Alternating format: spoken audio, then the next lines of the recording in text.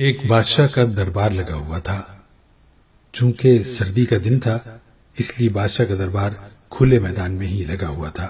سب خواص و عام صبح کی دھوپ میں بیٹھے تھے۔ بادشاہ کے تخت کے سامنے ایک میز تھی اور اس پر کچھ قیمتی اشیاء رکھی تھی۔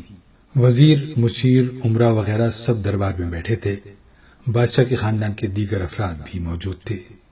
اسی وقت ایک شخص آیا اور دربار میں داخلے کی اجازت چاہیے۔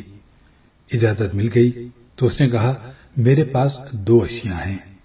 میں ہر ملک کے بادشاہ کے پاس گیا ہوں اور اپنی اشیاء کو بادشاہ کے سامنے رکھتا ہوں، پر کوئی فرق جان نہیں پاتا۔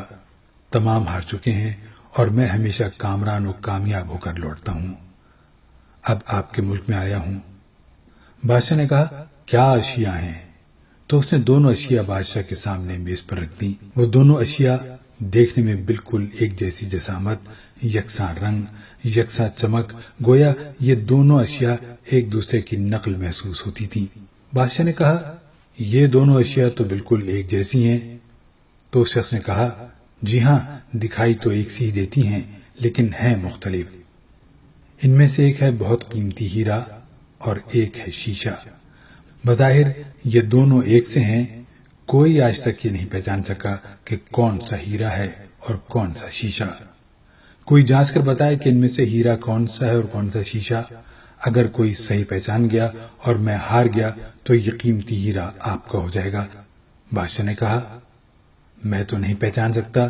وزیر و مشیر بولے، ہم بھی جانچ نہیں سکتے کیونکہ دونوں بالکل ایک جیسے ہیں۔ سب کو گمان تھا کہ اب تو شکست ہی مقدر ہے، لیکن شکست پر انعام کا مسئلہ بھی نہیں تھا کیونکہ بادشاہ کے پاس بہت دولت تھی۔ بادشاہ کی عزت کا مسئلہ تھا کیونکہ تمام عالم میں یہ مشہور تھا کہ بادشاہ اور اس کی رعایا بہت ذہین ہے اور اس طرح ان کی سبکی ہوتی۔ کوئی شخص بھی پہچان نہیں پا رہا تھا۔ آخرکار تھوڑی سی ہلچل ہوئی۔ ایک نابینا شخص ہاتھ میں لاٹھی لے کر اٹھا۔ اس نے کہا، مجھے بادشاہ کے پاس لے چلو۔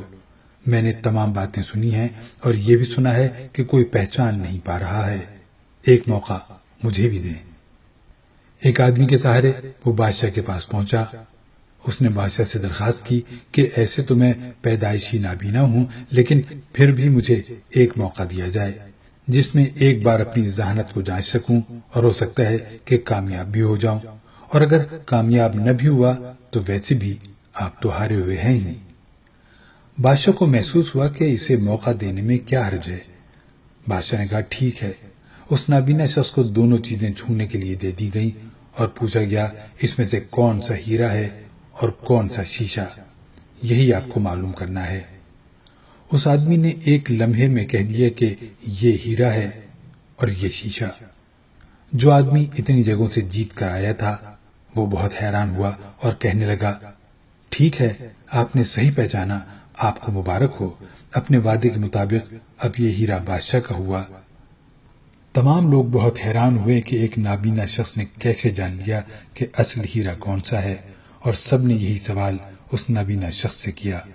اس نابینا شخص نے کہا کہ سیدھی سی بات ہے، دھوپ میں ہم سب بیٹھے ہیں، میں نے دونوں کو چھو کر محسوس کیا۔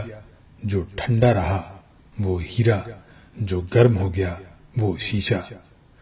اسی طرح زندگی میں بھی جو شخص سخت اور مشکل حالات میں گرم ہو جائے اور حالات کا سامنا نہ کر سکے وہ شیشے کی مانند ہے، اور جو تمام حالات میں ٹھنڈا رہے وہ ہیرے کی مانند ہے۔